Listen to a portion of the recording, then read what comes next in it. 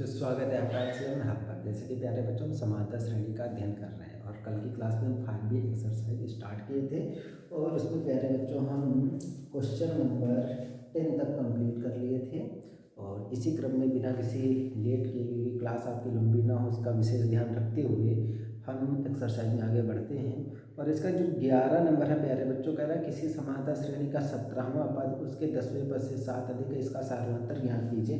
तो प्यारे बच्चों मैं आपकी उसकी हिंट बता दे रहा हूँ क्या कह रहा है। ठीक है, आप कर सकते हैं इसको। पूरी कोशिश होगी कि आज एक एक्सरसाइज कंप्लीट हो जाए। तो प्रश्न में क्या कह रहा है, प्रश्नानुसार कह रहा है प्यारे बच्चों किसी समांतर श्रेणी का 17वां, तो ए 17 लिखेंगे और कह रहा है उसके 10वें पद से, 10वां पद हो गया से 7 अधिक है, 7 अधिक होना प्यारे बच्चों। वो कह रहा है सारांतर ज्ञात कीजिए। ये आपसे डी का मान पूछ रहा है, कामा लगा के लिख सकते हैं, डी का मान पूछा जा रहा है। तो कह रहे हैं 17वां लिखेंगे कितना, एक कम करके ए प्लस 16डी, इसको क्या लिखेंगे ए प्लस 9डी, एक प्लस 7, दोनों पक्षों में समान था, समान चिन्ह के साथ कैंसिल आउट। 16डी में 9डी घटाएंगे तो 7डी बराबर 7, ये गुना में है भाग में जाएगा तो एक, तो डी का मान 1 ही आ गया। अब इसी क्रम में हम आगे बढ़ेंगे क्वेश्चन नंबर 12 की तरफ। ठीक है, ये तो एक ही लाइन का था ये, चलिए छोड़िए इसको। 12 नंबर देखते हैं। कह रहा किसी समांतर श्रेणी का एमवा पद, प्रश्नानुसार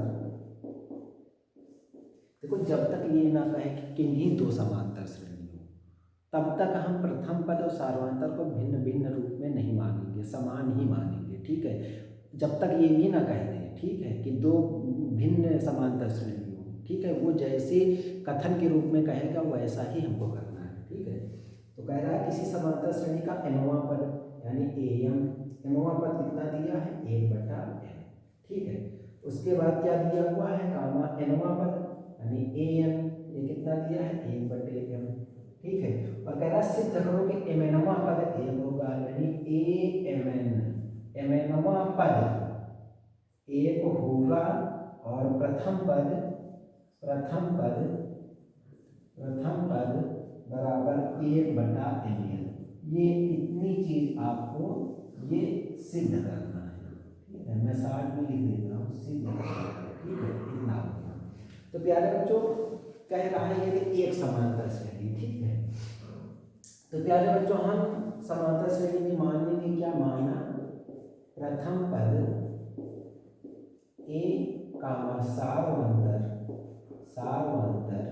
इस मान दी है। क्यों मानेंगे, क्योंकि देख पा रहे हैं यहाँ पे कोई भी इस रूप में नहीं दिया हुआ है। ठीक, अब क्या हो जाएगा एम यानी एमवा पद कह रहा है। ठीक है, तो एमवा पद देखो ए लिखा हो टी लिखा हो तो पद होता है, और इस लग जाए तो पदों का योग होता है। ठीक है, सम उसको बोलते हैं। तो एमवा पद तो जितने जैसे कहते हैं 7वां पद तो एक कम करके लिखते हैं तो ए प्लस 6 अधिक हो जाता है। वैसे इसको क्या लिखेंगे A plus M minus 1 into D बराबर 1/m, समीकरण इसको एक मानेंगे। इसी तरीके इसको क्या लिखेंगे A plus N minus 1 into D बराबर 1/m, इसको समीकरण 2 मानेंगे। इनको हल करेंगे, समीकरण 1 व 2 को हल करने पर हल करेंगे प्यारे बच्चों, देखो क्या बचेगा, घटा दें क्योंकि देखो आप इसका उपयोग कई क्वेश्चन में कर चुके हैं जब हम वहाँ पे प्रतिस्थापन और विलोपन भी पढ़े थे। ठीक है ना, युगपत समीकरण में। ठीक, तो अगर हम घटा लें, क्योंकि देखो यहाँ पे गुणांक बराबर है, घटा लें माइनस माइनस माइनस तो ये प्लस माइनस कट गए। अब यहाँ पे देखो क्या होने वाला है, इन दोनों में कॉमन कितना होगा, पहले देखो डी कॉमन हो गया, मैं डायरेक्ट बता रहा हूँ।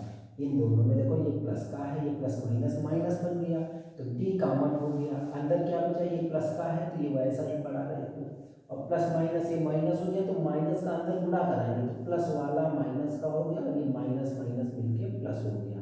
और बराबर उधर बचा क्या प्यारे बच्चों 1/n था और ये 1/m, आपको बराबर लिखना है, ये इधर है तो मैं थोड़ा सा नीचे लिख दिया हूँ। प्लस माइनस कैंसिल हो गया तो m माइनस n बचा और इंटू डी। यार बच्चों यहाँ एलसीएम लेंगे, इन दोनों का एलसीएम एम ही हो जाएगा, या एम का ही गुणा और योग में क्रम में लगता है। अब n है इसके नीचे तो n को रोक लो, m से गुणा हो जाएगा, ये माइनस लगा रहेगा। m है इसके नीचे तो m को रोक के n से गुणा कर ले, ठीक है, कहने वाला तेरिया गुणा, तो ये m माइनस n कैंसिल हो गया, तो d बराबर हो गया प्यारे बच्चों 1/mn, b का मान 1/mn हो गया। अब इस b का मान समीकरण 1 में रख दो, तो a निकल आएगा, समीकरण 1 में d का मान रखने का, आप पूरी बात लिख देंगे, d का मान रखने का, तो देखो a पड़ा रहेगा प्लस m माइनस 1 d की जगह 1/mn बराबर 1/n, तो a इसका गुणा कर लो, ठीक है, तो कितना हो जाएगा, देखो m माइनस 1 का 1 से गुणा किया तो m माइनस 1 हो गया बटा mn हो गया बराबर 1/n हो गया। अब प्यारे बच्चों क्या करेंगे, यहाँ से हम a प्लस, देखो पहला पद बटे एलसीएम कर लो, फायदा मिल जाएगा, और प्लस माइनस माइनस दूसरा पद बटे एलसीएम बराबर 1/, देखो कभी कभी क्या होता है कि जैसे 3/2 माइनस 1/2 लिखा है तो हम इसको कहते हैं एलसीएम बराबर है 3 में 1 कम करके लिख दिया इसको, ठीक है। कभी कभी इस रूप में लिखा है तो हम क्या लिख सकते हैं, पहला पद बटा एलसीएम और दूसरा चिन्ह जो है लगा देंगे दूसरा पद बटा एलसीएम, तो वही मैंने यहाँ किया है कि जब ये एलसीएम है तो पहला पद बटा एलसीएम और माइनस लगा तो माइनस लगा दो, दूसरा पद बटे एलसीएम, चीज वही लिखी है। तो फायदा क्या मिला, m से m कैंसिल हो गया, तो a plus 1/n minus 1/mn बराबर 1/n, दोनों पक्षों में समान पद समान चिन्ह के साथ कर रहे हैं, ये मत करना कि 1 प्लस माइनस हो तो काट दो, नहीं, बराबर में समान पद हो समान चिन्ह हो, देखो समान पद है 1/n धनात्मक a भी धनात्मक a भी, कट गया, a का मान निकालना है, ये माइनस का उधर गया 1/mn हो गया। तो प्यारे बच्चों देखो प्रथम पद लाना था a, प्रथम पद 1/mn आ गया है, तो ये वाला प्रूव हुआ पहले बात, प्रथम पद, ठीक। इसके बाद कह रहा है कि mnवा पद 1 होगा, इसके लिए यहाँ पे लिख लो amn, इसके लिए क्या हो जाएगा, जितना लिखा हुआ है उसमें 1 कम करके यहाँ लिख देंगे mn माइनस 1 इंटू डी, ए और डी के मान रख दो, तो a का मान और d का मान वही है दोनों, तो रख दे 1/mn plus mn minus 1 into D की जगह 1/mn रख देंगे, तो ये आया 1/mn, अब 1 से गुणा कराएंगे प्यारे बच्चों वही हो जाएगा, और बटा एलसीएम mn, एलसीएम बराबर है तो mn लिख दे नीचे, ठीक है, बचेगा क्या 1 plus mn minus 1 plus 1 cancel, mn से mn कैंसिल हो जाएगा, mn/mn, तो एक ही हमारा बचेगा, तो ये भी प्रूव हो गया, प्रूव, ठीक है, mnवा पद 1 होगा, ठीक। आप एक बार देख लीजिए, इसके बाद हम आगे चलते हैं, चलिए आगे देखते हैं।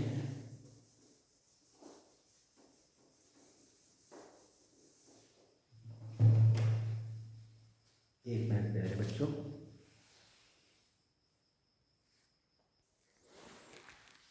प्यारे बच्चों क्या था कि जो माइक है इसको मैं सेट करना भूल गया था, तो हो सकता है कि मैंने ये दो क्वेश्चन कराए हैं इसमें से वॉइस सही ना आई हो, तो आप थोड़ा सा इसको एडजस्ट कर लीजिएगा, ठीक है। चलिए आगे देखते हैं।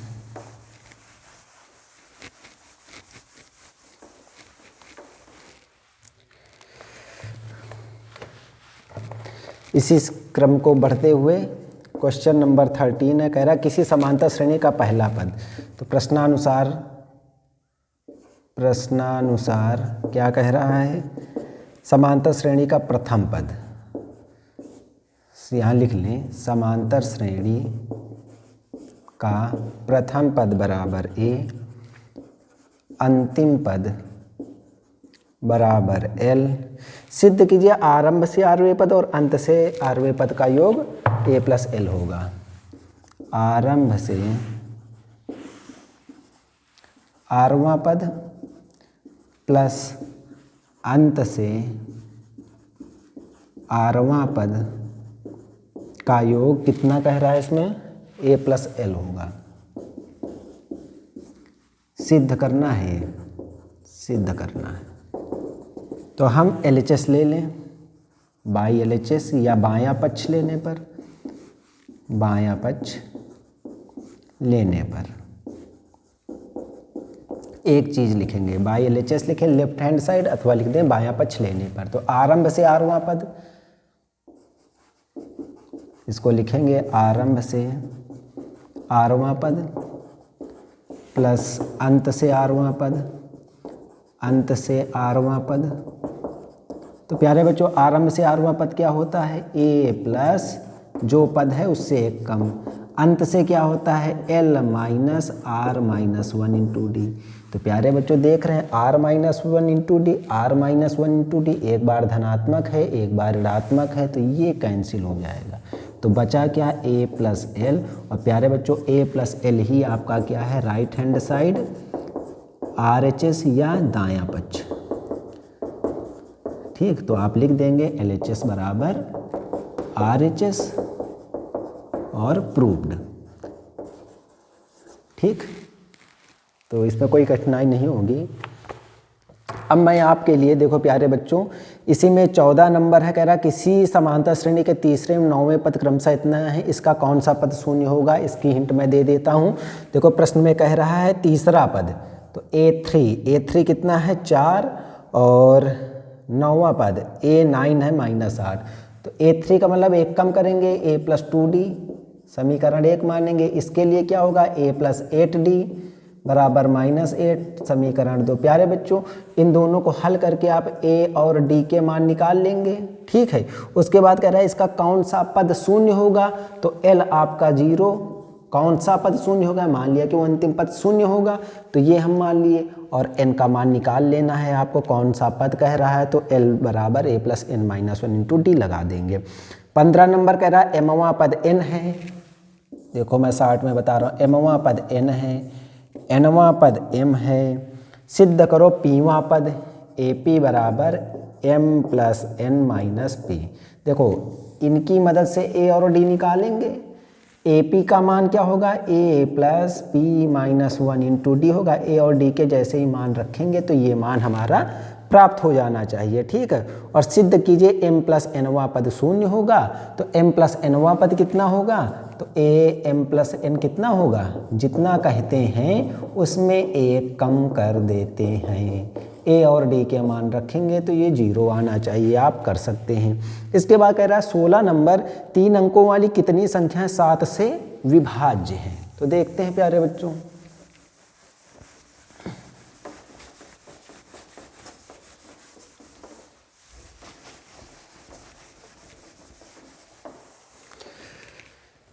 देखो 3 अंकों वाली कितनी संख्याएं 7 से विभाज्य हैं, क्वेश्चन नंबर 16।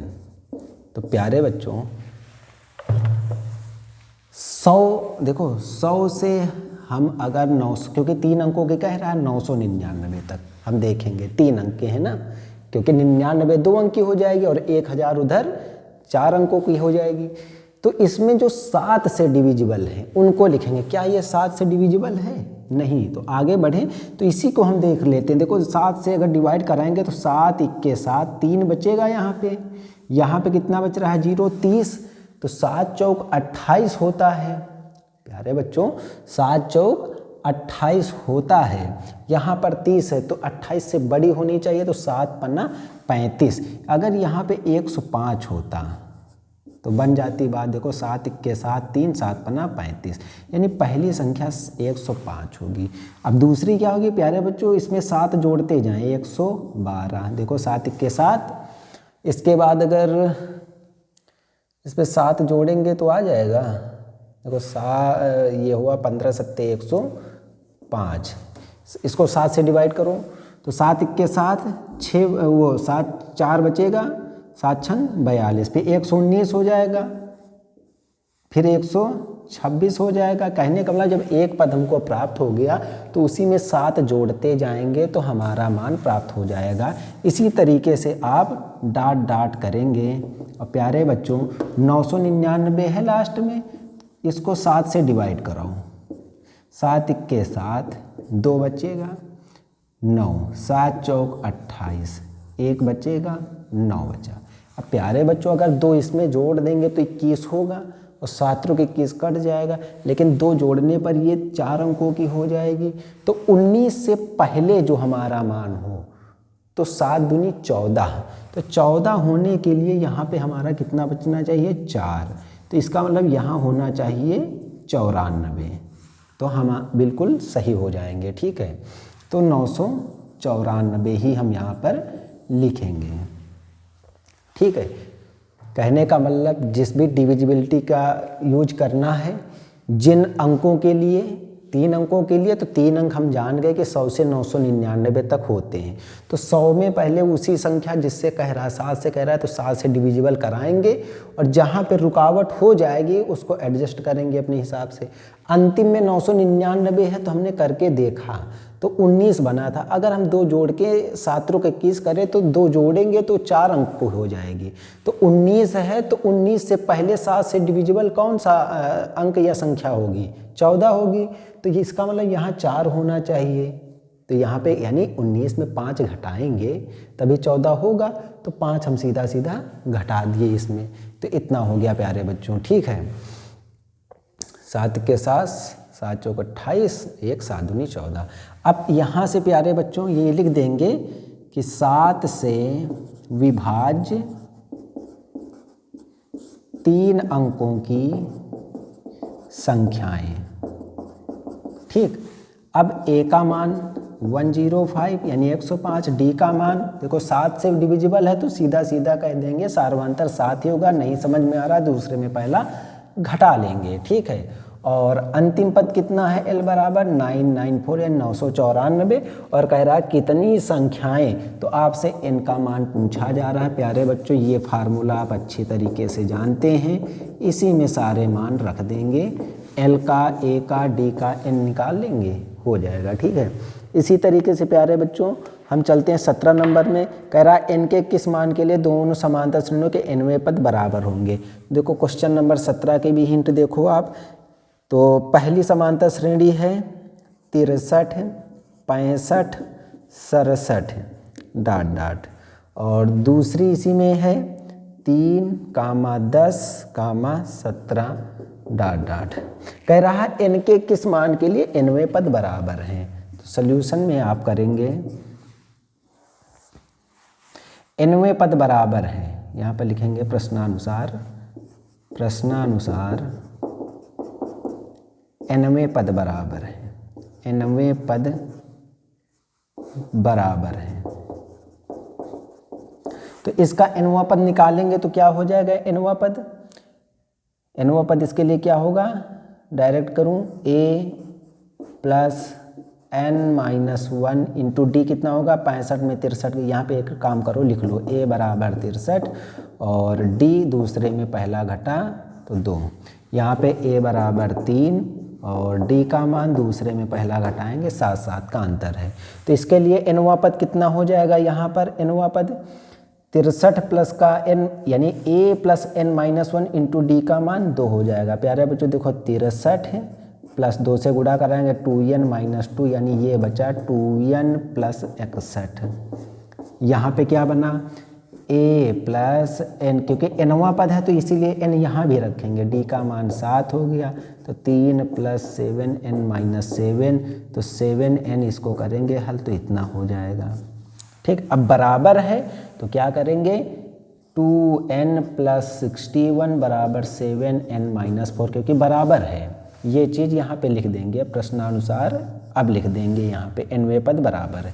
तो देखो 7n है उधर जाएगा तो 5n बचेगा और ये 4 इधर भेजेंगे 65 होगा, 5 गुणा में है भाग में आया तो n बराबर 13 बचे 65। तो प्यारे बच्चों पदों की संख्या या nवां पद या n का मान कितना हो जाएगा 13। इसी क्रम में आगे बढ़ते हुए प्यारे बच्चों आप 18 नंबर कर सकते हैं, 19 भी कर सकते हैं। जैसे कहे कौन सा पद, तो nवां पद तुरंत मान लेना है आपको। ठीक है, इसी क्रम में हम आपको बताते हैं 20 नंबर।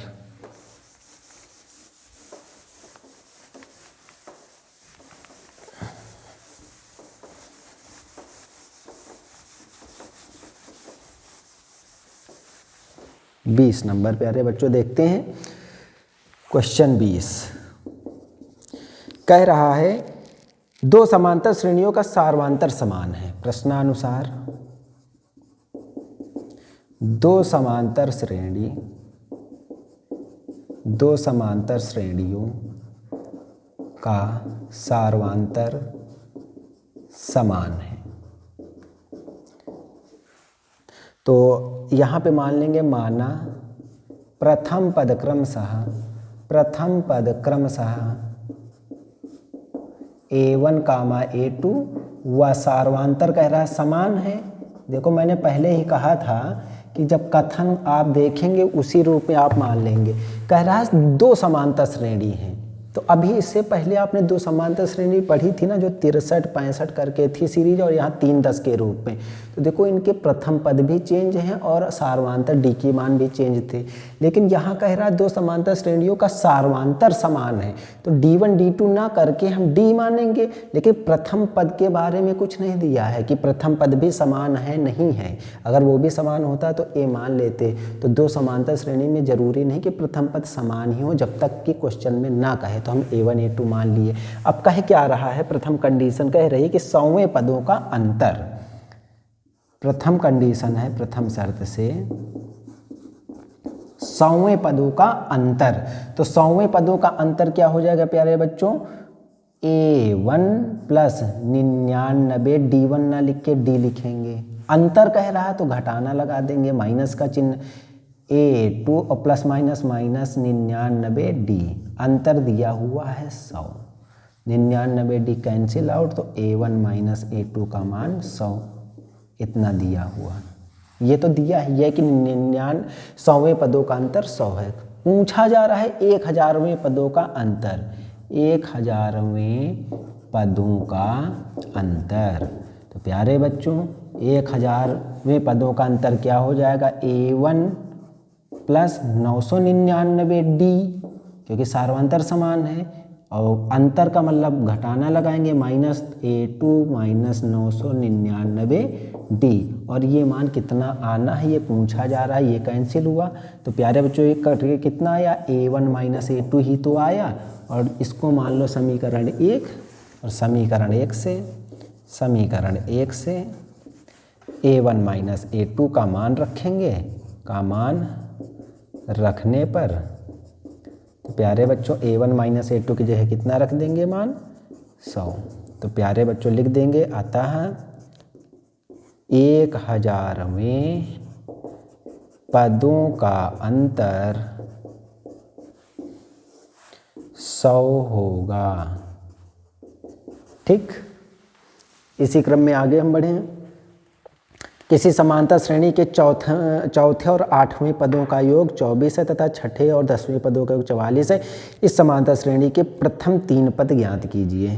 तो इस रूप में तो आप कई सारे क्वेश्चन कल की क्लास में किए थे, फिर भी मैं हिंट दिए देता हूँ। और एग्जाम्पल्स को आप बारीकी से देखना, समझना, ठीक है। ये मैं हर एक्सरसाइज से पूर्व ही बता देता हूँ। प्रश्नानुसार देखो क्या कह रहा है, समांतर श्रेणी के चौथे पद, तो A4 और 8वें पदों का योग A8, ये 24 है। प्यारे बच्चों ये चौथा पद है तो एक कम करके लिखेंगे A प्लस 3D, इसको A प्लस 7D लिखेंगे बराबर 24। A 2A हो गया, 3D 7D 10D हो गया बराबर 24। अथवा करके 2 से प्रत्येक पद में भाग करेंगे, A प्लस 5D बराबर 12। इसको समीकरण 1 मान सकते हैं। ठीक, इसके बाद क्या कह रहा है, छठे और 10वें पदों का योग। ठीक है, छठे और 10वें पदों का योग 44 है। इसको क्या लिखेंगे, A प्लस 5D, एक कम करके इसको लिखेंगे A plus 9D equal to 44। मैं इधर बता रहा हूँ, आप नीचे नोट डाउन करना, ठीक है।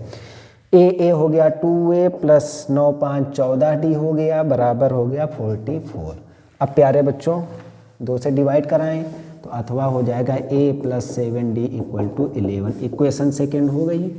आपसे पूछा क्या जा रहा है इसमें, कह रहा है श्रेणी के प्रथम 3 पद ज्ञात कीजिए। प्यारे बच्चों अब इस समीकरण को देखें, इस समीकरण को देखें, समीकरण 1 व 2 को हल करके आप ए और डी के मान निकालेंगे।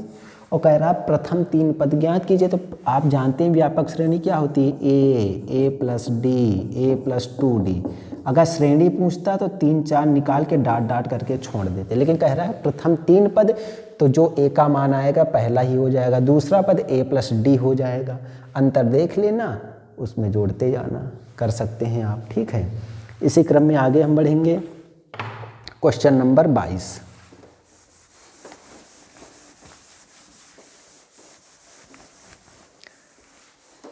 Question number 22। क्वेश्चन नंबर 22 क्या कह रहा है? कह रहा है सुब्बा राव एक आदमी है या व्यक्ति है, 1995 में रुपये 5000 के मासिक वेतन पर कार्य आरंभ किया। तो 5000 के मासिक वेतन पर इसने कार्य आरंभ किया और प्रत्येक वर्ष रुपये 200 की वेतन वृद्धि प्राप्त की। देखो 5000 के मासिक वेतन पर तो इसने कार्य आरंभ किया है और प्रत्येक वर्ष रुपये 200 की वेतन वृद्धि प्राप्त की। किस वर्ष में उसका वेतन रुपये 7000 हो गया? प्यारे बच्चों, ये उसकी मासिक मंथली इनकम है 5000, ठीक है। तो जब वार्षिक वृद्धि हुई तो 200 की वृद्धि हो रही है, तो कितनी हो रही है? क्योंकि कह रहा है किस वर्ष, हाँ तो प्लस नहीं लगाएंगे, किस वर्ष 7000 होगी। तो देखो मान लिया कि 5000 मासिक वेतन आज के दृष्टिकोण में है उसकी, ठीक है। तो हर वर्ष उसके लिए 200 रुपये की वेतन वृद्धि आरंभ हो जाती है। वर्ष 1995 की बात है, ठीक है, प्रश्नानुसार है 1995 में। 1995 में इसकी जो इनकम थी ये 5000 वार्षिक ही थी, ठीक है। और इसके बाद जब 1996 आ जाएगा प्यारे बच्चों, 1996 में क्या हो जाएगी? 5200 हो जाएगी। क्यों हो जाएगी? क्योंकि कह रहा है 200 की वृद्धि हो जाएगी। तो इसी प्रकार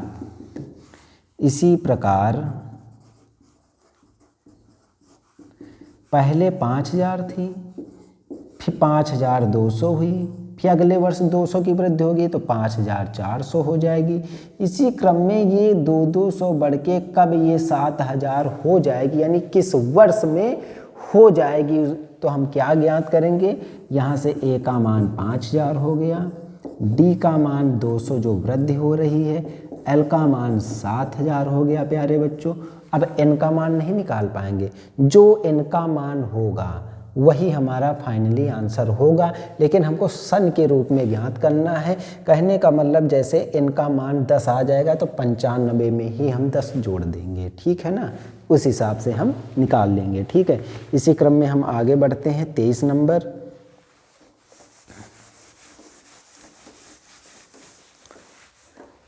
सीरीज बन जाएगी तो आप उसको कर सकते हैं, ठीक है, कोई इसमें बड़ी बात नहीं है।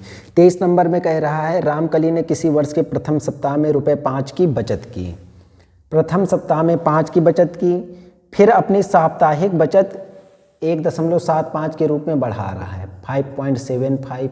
फिर बढ़ाएगा जब इसमें तो कितना बढ़ा रहा है? 1.75 बढ़ा रहा है, तो अगला हो जाएगा 7.50, 7.50 ही हो जाएगा। इसी रूप में बढ़ा रहा है और कह रहा है यदि 90वें सप्ताह में उसकी साप्ताहिक बचत 20.75 थी, 90वें सप्ताह में बचत बराबर 20.75 रुपये, तो क्या निकालना है इसमें? एन का मान, एन बराबर, आप ये करें या ना करें, ए का मान 5 है, हर वर्ष या हर सप्ताह 1.75 की वृद्धि होती है, तो आप सीधे लिख सकते हैं ए का मान 5, डी का मान 1.75। ये तो मैंने आपको समझाने के लिए लिख दिया है। 90वें सप्ताह में तो ए एन बराबर क्या होता है? A plus N minus 1 into D. 90वें सप्ताह की जगह रखेंगे 20.75, क्योंकि 90वें सप्ताह में बचत तो एनवा पद इतना हो गया। ए का मान 5 प्लस एन निकालना ही है, डी का मान 1.75। प्यारे बच्चों ये कितना हो जाएगा? 20.75। आप इसमें मल्टीपल कराएंगे तो 1.75 n माइनस 1.75 इतना हो गया। इसको इधर देखें तो 20.75 बराबर, अब देखो 5 में 1 घटाएंगे तो 4 बचेगा, क्योंकि दशमलव मैंने बताया हल करना कैसे करेंगे। देखो 5 है, दशमलव नहीं है तो दशमलव लगा के आप 0 बढ़ा सकते हैं। अब दशमलव के नीचे दशमलव, इधर राइट वाले इधर लेफ्ट वाले घटाना है। इधर से कैरी ले गए, यहाँ 10 में 5 गया 5, यहाँ बचा 9, 9 में 7 गया 2 और 4 में 1 गया 3, तो इतना हो जाएगा 3.25। तो 20.75 बराबर ये बना 3.25 प्लस 1.75 n। अब प्यारे बच्चों 3.25 इधर ले आएंगे, 3.25 बराबर उधर बचा 1.75 n। प्यारे बच्चों हम डायरेक्ट घटा रहे हैं, 20 में 3 गया 17 और 0.75 में 0.25 घटाएंगे तो 50 बराबर 1.75 n इतना हो गया प्यारे बच्चों। अब सब कुछ वही है, आप देख पा रहे हो, ठीक है, लेकिन आप समझ नहीं पा रहे हैं। देखो 175 लिखा है, देखो ना कायदे से, देखो 17.50 17.5 दशमलव के बाद हम 0 बढ़ा सकते हैं, लेकिन अगर आपको ना समझ में आ रहा हो तो आप यहाँ से क्या कर सकते हैं, 17 है 50 लिखें, इसके नीचे 1 है, दशमलव के बाद कितने अंक के बाद 0 वो है, मतलब अंक कितने दशमलव के बाद 1 2, तो नीचे 2 0 बढ़ा लें बराबर इधर 175 n हो गया। इधर 1 होता ही, ऊपर दशमलव के 2 अंक, 2 देखो ना दशमलव के बाद 2 अंक हैं तो 2 0 बढ़ाएं, ये 100 से 100 कट गया, ये गुणा में है भाग में आएगा तो 175 की 175 और ये वाला 0 बचेगा, तो n बराबर 10। इस रूप में आप लिख देंगे तो n का मान 10 हो जाएगा। इसी रूप में प्यारे बच्चों 24 नंबर है, कह रहा है समांतर श्रेणी में ऐसे कितने पद हैं जिनका पहला और पांचवा पद दिया हुआ, अंतिम पद 62 है, यानी इसमें n के संख्या निकालनी है, n का मान ज्ञात करना है। तो प्यारे बच्चों एक्सरसाइज 5B कंप्लीट होती है। और प्यारे बच्चों कुछ इंटरप्टेड हुआ था क्लास में, माइक नहीं सेट किया था तो उसके लिए सॉरी, और आशा करता हूँ कि आज की क्लास आपको पसंद आई होगी। चीज़ें वही हैं, थोड़ी सी फास्ट क्लास की है, क्यों आप चीज़ें समझ चुके हैं कल की क्लास में, और आप अपनी पढ़ाई को जारी रखिए और चीज़ों को समझते हुए चलिए, बिना किसी प्रेशर के, बिना किसी टेंशन के। और आज की क्लास कहीं पे समापन करते हैं। थैंक यू प्यारे बच्चों, जय हिंद जय भारत।